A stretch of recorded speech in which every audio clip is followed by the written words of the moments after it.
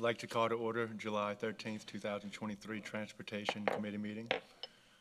I've asked Councilman Lawler to do the pledge and the prayer. Bow your heads. Dear Lord, thank you for the gifts that you have given us. Thank you for the knowledge that you have imparted upon us, and let us do our very best to help this parish and to improve transportation throughout the parish. In your name we pray. Amen. I pledge allegiance to the flag of the United States of America and to the republic for which it stands, one nation, under God, indivisible, with liberty and justice for all. And who we have, who's missing?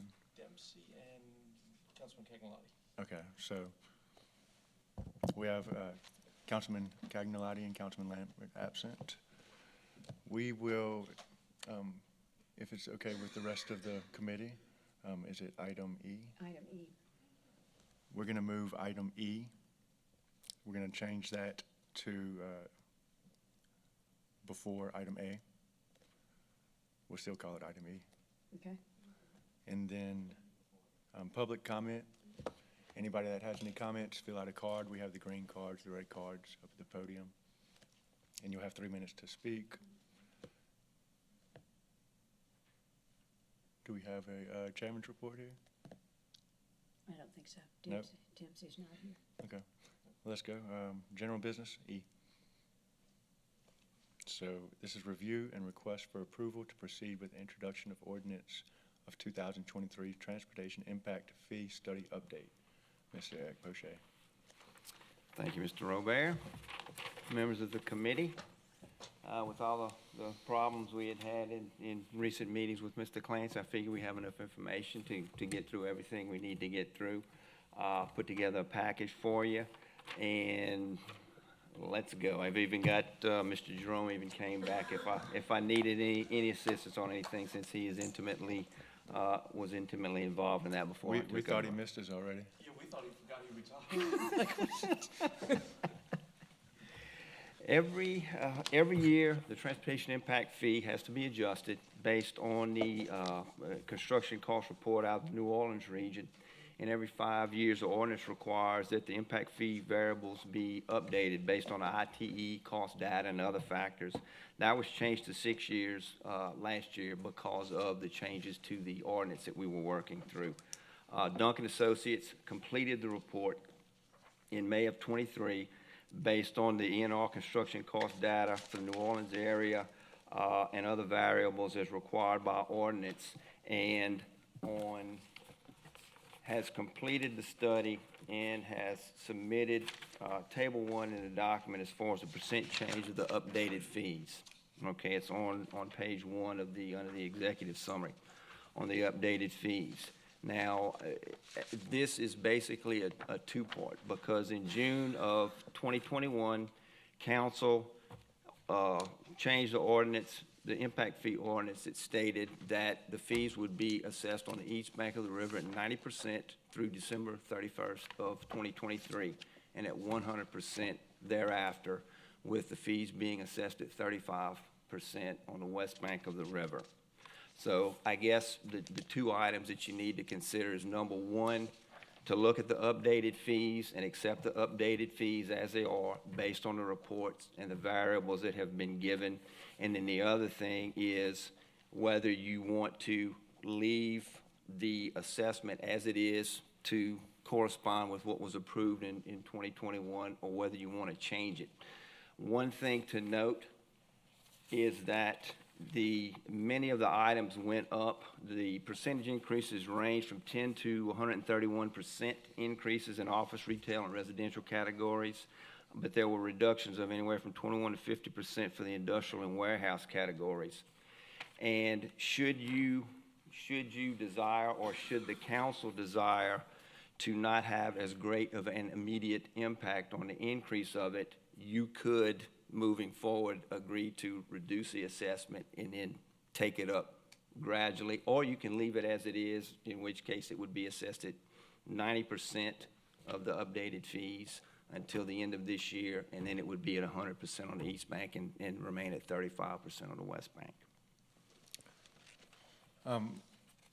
So whenever we're looking at these assessments, and you said in the industrial and the commercial, or in industrial, it's actually, we've gone down, we've decreased it. Now, Yes, is that that- due to the variables, I know we've dealt with in the past, how we have so much square footage that is used as warehouse? Well, a lot of it is based on the trip generation, because the ITE, the International Transportation Engineer Manual, changes their trip generation calculations every, I think, 10 years. And the trip generations for the different land use categories varied, whether they went up or down, depending on land use So I categories. guess my question is, what type of impact does the square footage of such a facility have on that? The square footage, it's square footage generally translates into trips based on use. And that, yeah, that's what I wanted to address is, generally that works great, but when you have industrial, like we were talking about the last meeting, it's not necessarily our big industrial that we're talking about that's meeting, or that we're speaking of in these criteria, it's our smaller shops. It's like our, our machine shops, those types of deals. That's where you correct. may have 15, 20, 30,000 square feet, but you have a machine shop that generates, honestly, 12 trips a day. Yeah. But they're being assessed on 30,000 square feet, which is, Well, it takes it into Off-balancing. account because it's vehicle miles traveled, it's trips that are generated based on an ITE. And if you're talking about the big industrial chemical plants.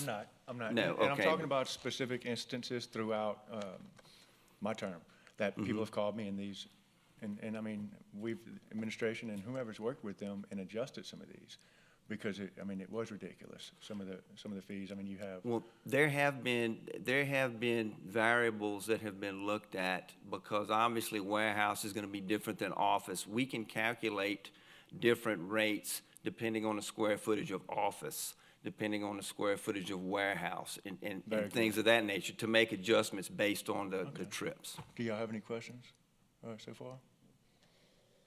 No, at the moment. Not so far. Okay. The only other thing that I would bring your attention to is attachment A that was separate, was something that looked at the land uses, and as you can see, as of the current fee at 100% after you get by the land use type in the unit is shown. The new fee at 100% as of 12/31 of 23 is in the I guess the fourth column. The percent differences are shown on the fifth column to the right of that. And the fee as it would be assessed until the end of the year is the current fee levy with percent reduction as was approved by council at 90%. So the second to last column on the right is what it would be assessed until the end of the year. And then should the council desire to reduce the assessment to lessen the immediate impact, this is just an option. Obviously, you guys can do whatever you choose to do. To show a modest increase would be an assessment of 80% on the East Bank with 35% remaining on the West Bank. But you can see, even at 80% in the first category for a single-family home less than 2,000 square feet would be assessed, if it were reduced to 80% at $32.32, whereas right now at 90% it would be assessed at $27.86. So you would still have an increase, it would just not be as great of an increase. But based on the cost data, the cost of construction and things of that nature, like I know you guys were concerned about, if you want to let everything go forward and just change to 100% at the end of the year, then you wouldn't really have to do anything.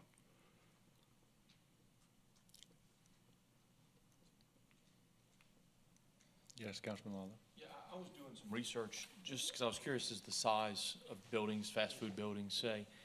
And, like the average size, according to an estimator for fast food restaurants of a fast food restaurant, it's about 3,100 square feet. Taco Bell is about 2,600 square feet. Small Sliders is 800 square feet. But I can tell you, I look in Prairieville, and that small sliders has traffic backing up, and it's great, but it has traffic backing up onto Airline, causing traffic problems. And if you look at a Chick-fil-A, which everybody loves Chick-fil-A, man, they shut down Airline Highway sometimes. Not shut down, but they shut down a lane because there's so many people on there. And a Chick-fil-A, that's about 4,500 square feet.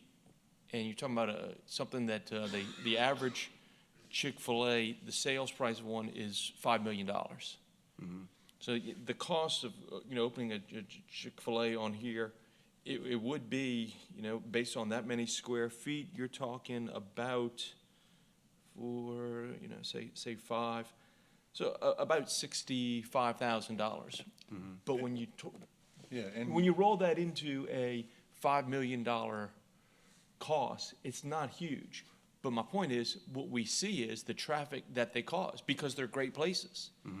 And that's part of the reason we're doing this, is to help mitigate, not to completely pay for everything, but to help mitigate. And that was one of the big ones. That's one of the things that jumped up cost per unit tremendously. But I think looking at it from the total cost of opening a Chick-fil-A and to see how it impacts things, we definitely want a Chick-fil-A, but I've seen the one on Burnside have traffic, backing up, and it, they've done theirs a little differently, so it doesn't back up into the road. So I don't think it's a big deal to go to, 100%. Whatever we do tonight, though, I would like this to not go on the consent agenda, and if we move it to the normal agenda so it can be discussed again. Jerome, you won't have to come back for that, buddy. And you were, Unless you want to. Yeah, unless you want to. and you were saying that has a lot more to do with those specific type commercial properties, is more your trips, it's not necessarily by square footage. Isn't it the biggest variable? Well, I mean, the trips are based on a square footage, based on a volume of use. There's a myriad of calculations, and it's based on a national average, and it's not really something that is.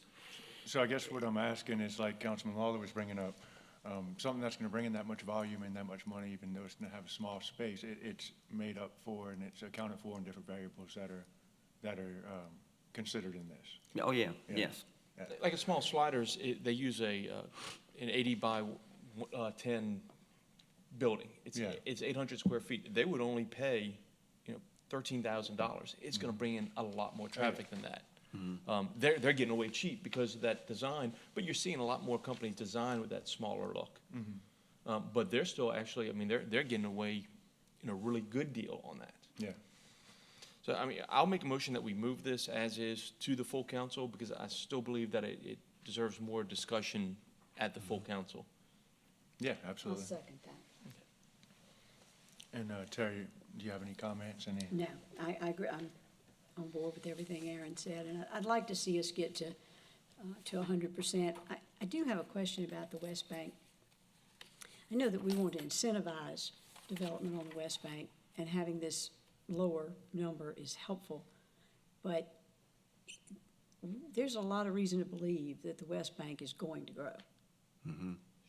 So I want us to be very careful that we don't hold this 35 for over the period of time that it would be appropriate to have moved it in order to capture the impact as it's happening, not years later, which we are often accused in our roles of trying to fix problems long after they've been a problem. Well, and that's something that you can look at each year when you update the fees based on the annual cost of construction. You can also look at that assessment at the same time. Or you can, I would imagine you could do that any time of the year if you wanted to look at the assessment. Okay, yeah, I like that.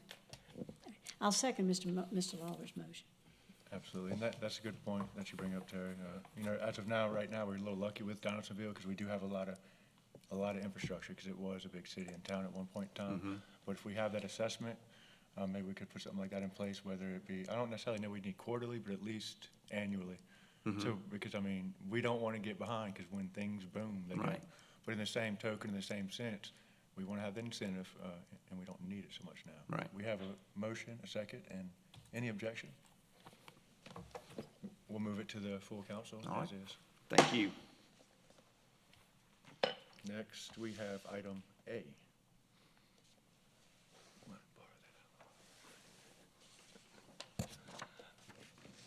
let's accept the minute. Do we have a motion to accept the minutes? So, motion and second. And that's for the minutes of March 9th. No objection pass. Do we have a motion to accept the minutes for June So 8th? moved. Second. And any objections? No? It passes. So, let me give you your, my papers all over the place.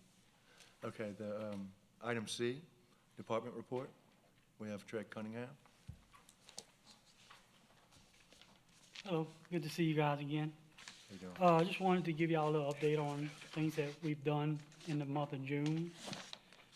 We had Forest Oak Road, we overlaid it, and we patched and overlaid that road. Forest Heights subdivision, we did full depth patching on that road. We were intending on paving that road, but we had some concern from some citizens on doing an overlay on that road without milling it down, that floodwaters might not be able to, it's that close for their houses. So we're gonna mill those roads and put a 2-inch lift on it back the way it was, so we don't flood nobody out. We also done Parron Road, we did full depth patching and we overlaid that road also. In Pelican Point, Bo Douglas Avenue, we did some full depth patching. Pelican Roost, we had to do some patching on the driveway that the curb had sunk. A resident was concerned about busting a tire, so we went and just put some asphalt, hot mix in there so where he'd have a smooth transition off his driveway. KC Road, we had some shoulder failures, and we went back with some hot mix and made the shoulders wider on that one. We No, went to, I do have a question on KC Road. yes, sir. How recent have y'all been out there to make the shoulders wider? Just that one instance where we had an accident, I think maybe. Okay, so do we have any plans to do some more shoulder on Yes, any sir. more of that That- road? that Because it was was a just hot- done at the hot road site of that that we- accident. I really would like to see get fixed. Because, With our new engineer in-house now, it's something we're gonna work on. Yeah, because I'd like to see that Yes, sir. project done, especially since we have a small distance Yes, sir. of the whole road done. It looks Yeah, bad. those shoulders, they drop off quick. And, Yeah, because I mean, they can get in wrecks down the road. from That, it, too. that comes with, spraying of the side of the road. We don't have a grass to hold the shoulders together no more. No, I get it. I get So it. we need to beef it up. But like I said, we're working on a, Thank you. Okay. a plan. And, Yeah. Go ahead, I interrupted you. but yeah, we had the parking lot at the, DPW in West Ascension. We painted that parking lot. We dressed up and compacted at the new recycling center before the, ribbon cutting. We had our crews go in there. In all, we've had 29 signs that we installed and repaired throughout the parish, and 25 locations where we filled in potholes throughout the parish also this past month. We've used 209 tons of asphalt for full depth patching, 119 tons of asphalt for overlaying, and we've overlaid 1.2 miles within the parish. That's a lot of work. Yes, sir. We got some upcoming jobs. We're planning to overlay Bayou Grand South. We're waiting on riser rings to come in so we can start that job. But we've done all the prep work. That's the only thing we're waiting on. Jackson Oaks was a hot topic from Ms. Terry. We are waiting to get the culverts installed under the road. We had some concerned citizens. We went and talked to them. They were concerned about the limestone rock that were tearing up tires. So we went and put a different type of rock on there. We put some recycled asphalt material to try to ease their concerns. We got intersection improvements that we want to do on Harry Savoy Road, amongst other shoulder improvements. It's kind of like KC Road issue. It's one of our other hot roads that we'd like to see get fixed. We've done shoulder improvements. We're going to go do shoulder improvements on Daigle. We're going to finish that one up. Highway 930, we got it contracted to where we're going to get that painted so that people will have something to delineate the traffic. We got bridge repairs coming up on Galvez Avenue that's contracted out. David Drive, we have just paved over that crossing that we set culverts under. We have some Also on Eric Drive, that one was, they had a crossing going there. We fixed it. We put asphalt back on that. Marshall School Road, the Darrow, and the sewer project, we paved Marshall School Road, and we're working on patches on Highway 22. So to try to wrap that job up for them so they can get finished. Deck Boulevard, we have some full depth patching and road repairs. Deep End, we have some full depth patching and repairs, and we have some culvert crossing that we're gonna do on Ron Street in Sorrento. We're gonna do, our sign crews are gonna do their normal routines of riding throughout the parish, fixing requests and finding signs that need to be repaired. So we're looking at Ron Street this next month? I'm hoping. I'm very hopeful. We got the culverts in. We're trying to find the crew to put in to do it. Okay. You know, our 'Cause I main know- aspect is paving right now. Yeah, When we get them freed up from paving or another crew freed up, we're gonna throw them on that job as soon as possible. okay, because I know that one had gotten behind a little bit, but. I Yes, sir. appreciate it. We found that we actually were looking for the pipe. We found pipe to put in that ditch. We're gonna put some 30-inch or 24-inch plastic pipes in there. Okay, Yeah, we got with the state and made sure all that was okay before we did it, you know, just to get their blessings. very good. And then, you know, one of our other crews is, that go out and, do our gravel roads and our boat launches and stuff to keep them in shape. And that's another thing that we're gonna do. We're currently looking into the issues in Pelican Point. The catch basins that are sinking. Mr. Helms we brought him out there today to show him the extensive work that's gonna need to be done to fix all those issues. And the road rehabilitation is still in process of getting rebid. So, back to the Pelican Point. Yes, sir. I know over the last several years that we've been out there, the scope of the project has decreased substantially. With the cameras and everything that we found in those different spaces. So a lot of these are being resolved now, and you know, they really do, the residents greatly appreciate that. Yes, sir. I guess my question is with an overlay, and I know we can't do it right now because we have to go through and finish all of these different patches. Yes, sir. Do we have maybe any time, or is that gonna be something that we could look at having in the budget next year, or something to look at? Because once we get this down, I mean, the last thing we wanna do is not have it protected. Right. But, you know, I'd like to do that maybe in the phases, not the whole subdivision, but when we Yeah, get it would to these definitely take roads. phases, for sure. Yeah, absolutely, but, as far as the culverts and the different sets and where it's sinking, we're also noticing it's a lot of the utilities Yes, sir. where they bore. And, we see a lot of places where they bored multiple times. I guess they missed. Yeah, I think the full depth patching, when we go over those areas, that'll rectify the utility crossings. But at the culvert crossings and the catch basins, that seems to be a serious issue that needs to be addressed. We're not sure, you know, like Mr. Helms will be helping us out with that, being he's the engineer, and we'll get the right people on that. Okay, Yeah, and like I said, the road rehabilitation, we're still working to get that contract. We're gonna have to whittle it down to get to where we can get in the proper $3 million range. Thank Other than that, I mean, I have a little slideshow that, just of some of the do you roads have that we any had just run. questions, Councilman Lawler? No, just, I want people to know that, I mean, we had tried to move forward with Quail Creek, Yes, sir. Oak Alley, I forget, Manchac Harbor, and it's just delayed right now because of the bidding process Yes, sir. coming in over budget.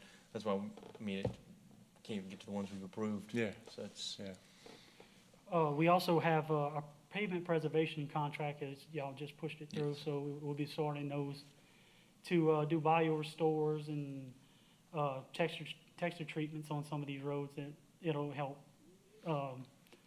with the deterioration of some of the roads that we have. and I know you don't have this on your list, but y'all had recently done Ernest Floyd Road. You did a significant work on it, because last Oh, time. yes, sir. We did some patching on that road, yes. Oh, yeah, I mean, you. Some bad ruttons they had. Well, it's all the dump trucks going to the dump full on that Yes, side. sir. That's why it's only on the right side of the road. but just be sure that y'all don't let that get too bad again, because I mean, as good as it is, if it's not milled over, Yes, sir. you're gonna start having your bumps Yeah, going definitely there. could probably get an overlay done on that. And not even just the overlay, but level it out, make sure it's, get those humps out of there, those Yes, waves. sir. That big truck and there's big traffic on it. We'll write it. We're ready we'll for a write down slideshow down. whenever you are. All right. Let's see. So these are some of the before and after. This is Paulron Road. It had some substantial cracking in it, but no real major foundation issues. And so we went through there and just did an overlay. We're gonna have some shoulder work coming up soon to help those shoulders with the drop off that by raising the road 2 inches, we did a 2-inch lift on this. And then we have the Forest Oak Road, I'm sorry, and it was the same way. It's one of them roads that we can do easily in-house, just by patching and overlaying.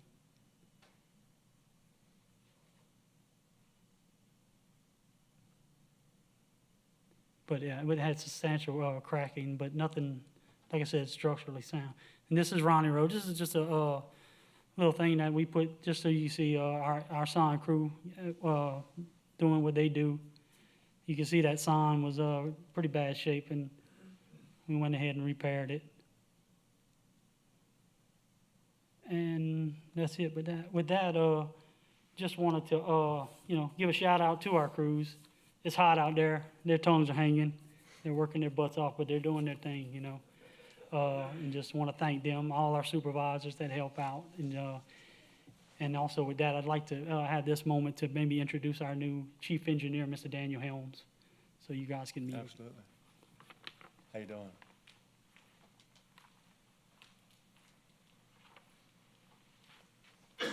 Afternoon, how are y'all? Very good, very good. How you doing? I'm doing well.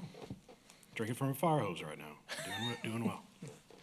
Yes, we've been hoping to get you on board for a I'm while. gonna go ahead and let you start. Oh, yeah, I'm glad you're on board. So what is your position? I'm the chief engineer. Chief engineer. Transportation engineer, yes, sir. Okay, so I wasn't sure if you're a director or what they've I done. know that they were hiring for both at the same time.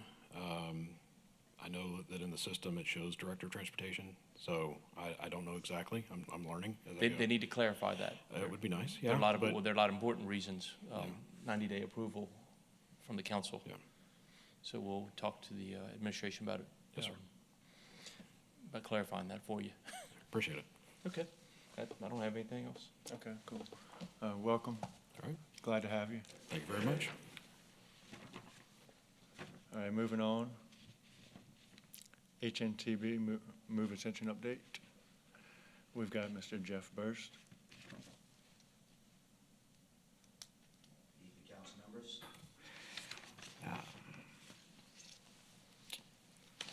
I will say your packet is the only one that's organized and it's stapled.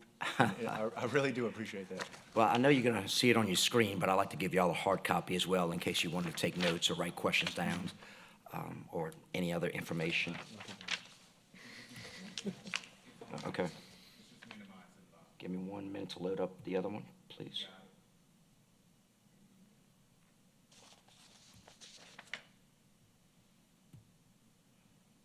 All right. All right, here we go.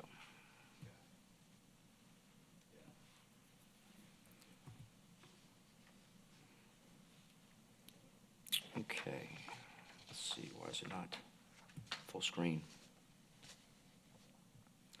My apologies, give me 1 second.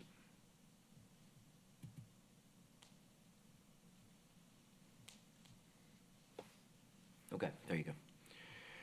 Okay, as far as Move Ascension goes, there are a lot of ongoing activities, as you can mention, in both pre-construction and construction phases.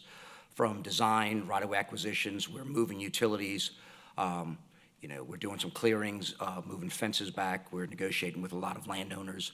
We're under construction with several projects. Several projects have just wrapped up and are completed. And then, of course, we're about to start on a pretty large-scale public outreach program. Because thankfully, as y'all know, we've been very successful in getting a lot of federal grants. Well, with that, that ties us with the DOTD process. And part of the EDSM that they do have is when there's federal dollars attached to it, we're obligated to hold a public meeting. We would do that anyway, but it's coming now to where those are coming up here pretty soon.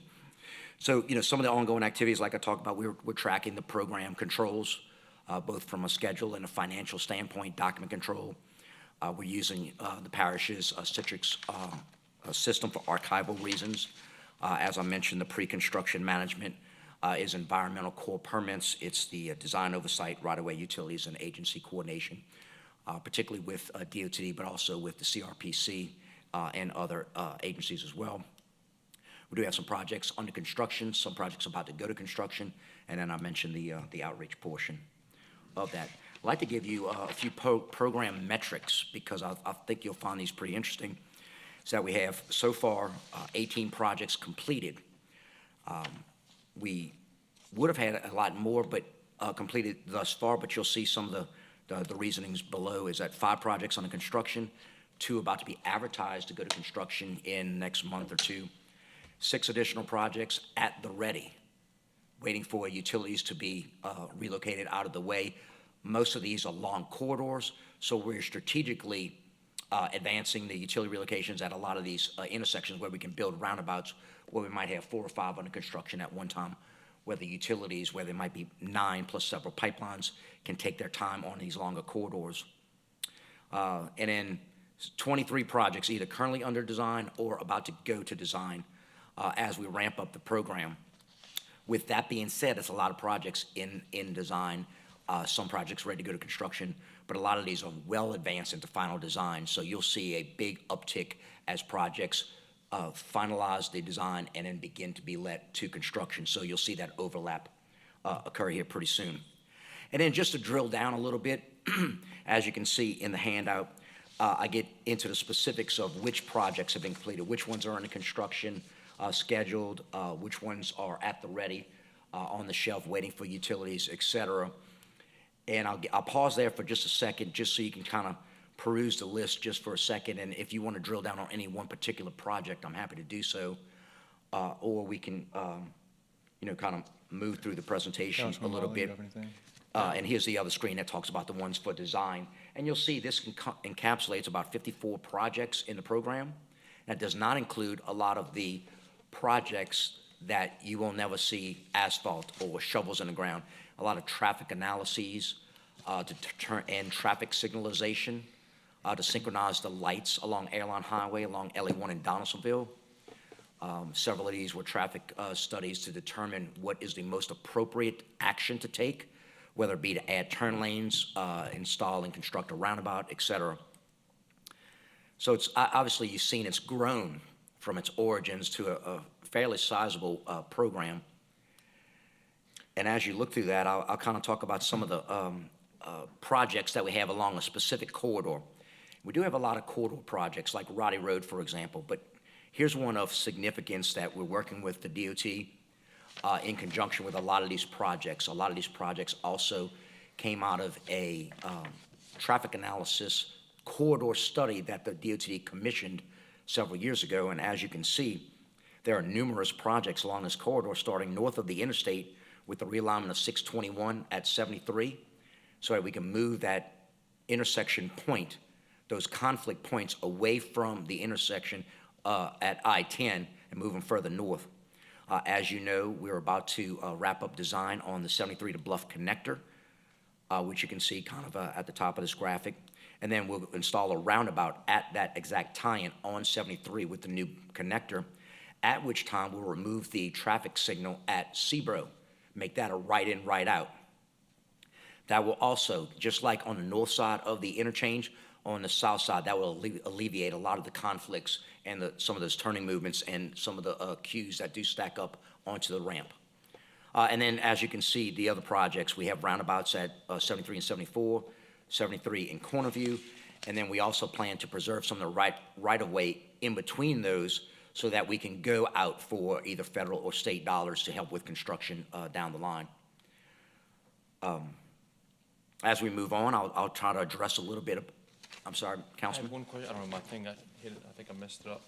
The 73 Bluff connector, where do we stand on that? When do you think we'll start construction? This year. This year? Yes, sir. We are at the cusp of finalizing the design. We're in right-of-way acquisitions right now. Those are going at a relative pace, but we plan on wrapping those up here in the next several months. One will be a little bit of a challenge because one is tied to the design of the roundabout at that tie-in, the one closest to 73. Oh, yeah.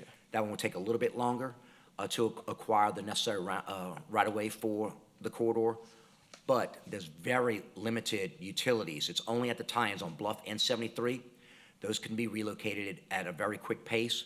So we plan on, as soon as we acquire the right-of-way, getting the utilities started moving. And as they start, because it's such a elongated process of advertisement, selection, low bid, getting their bonds in, council approval, and then getting them on the contract, we will, as utilities are relocating, we're going to go ahead and advertise for construction on a project because we do know that it is very important to the region and to a lot of constituents in that area.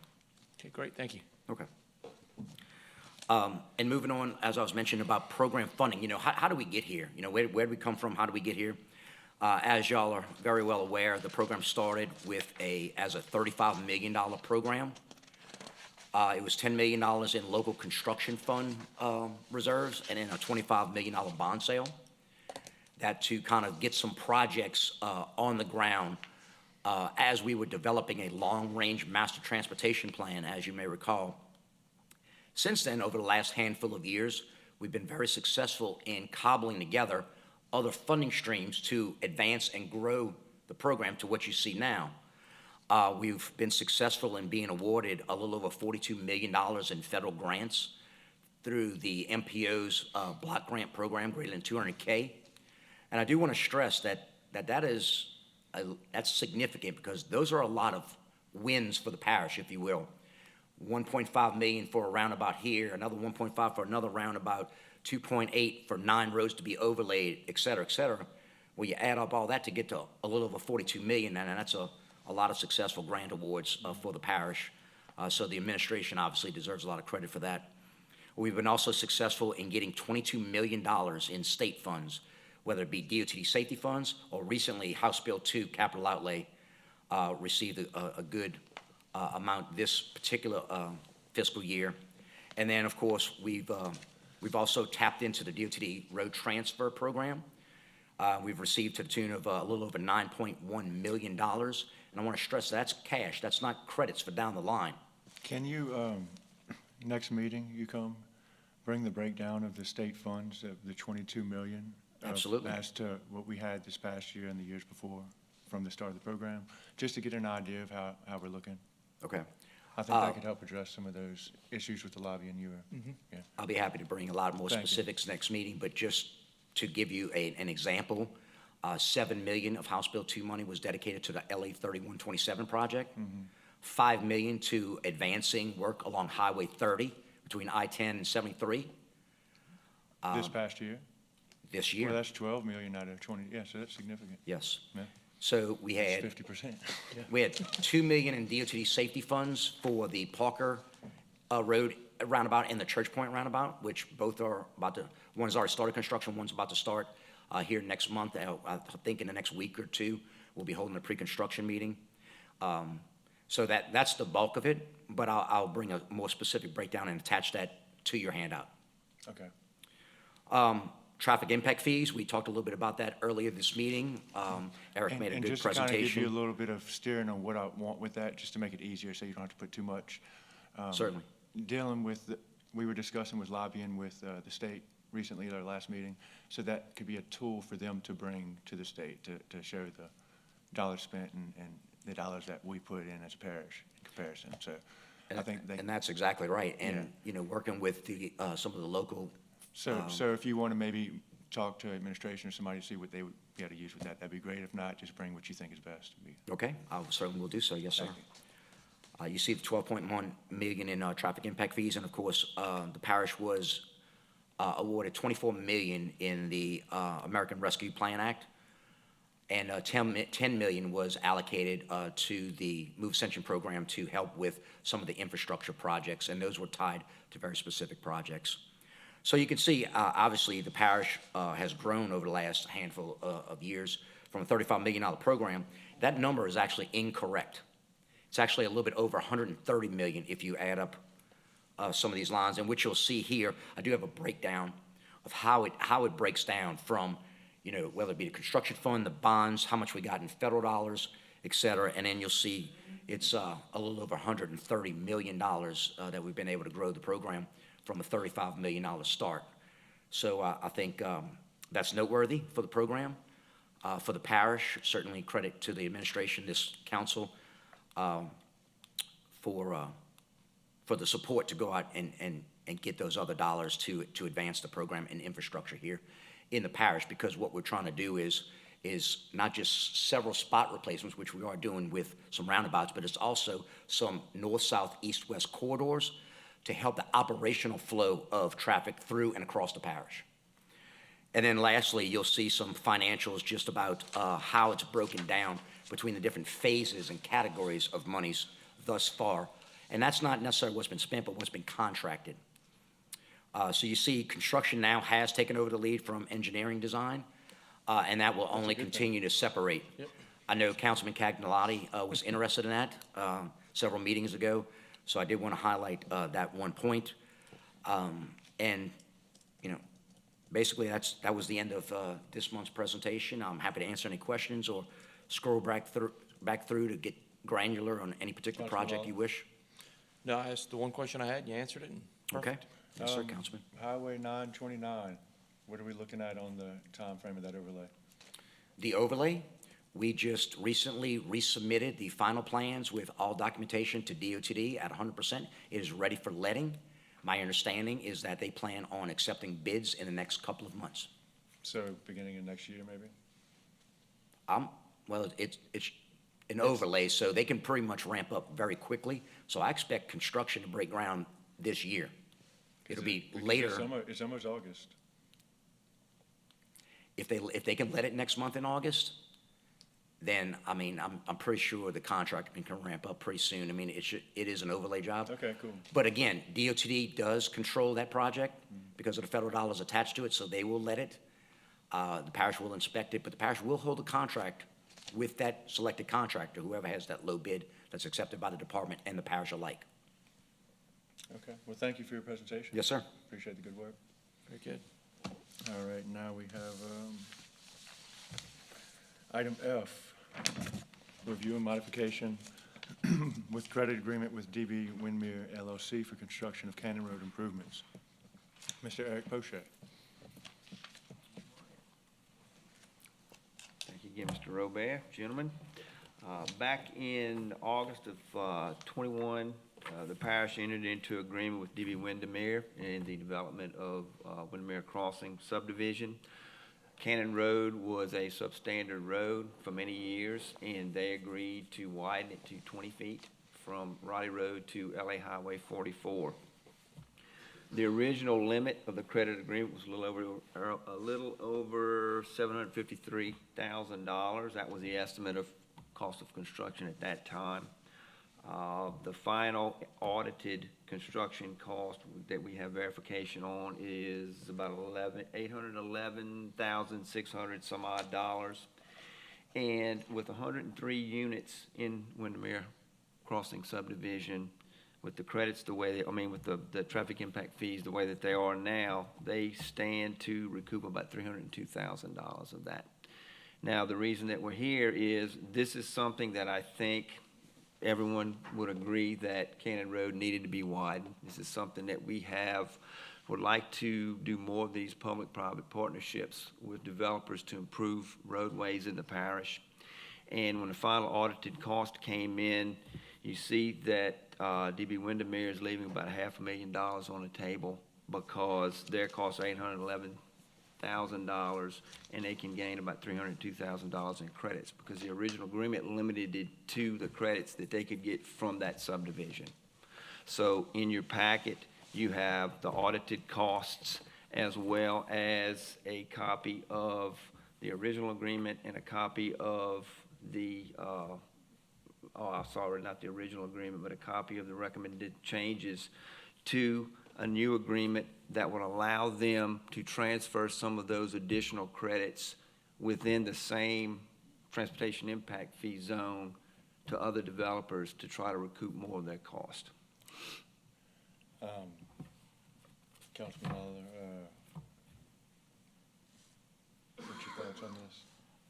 I have a lot of thoughts on this. Definitely something that I don't want to have on any type of consent agenda.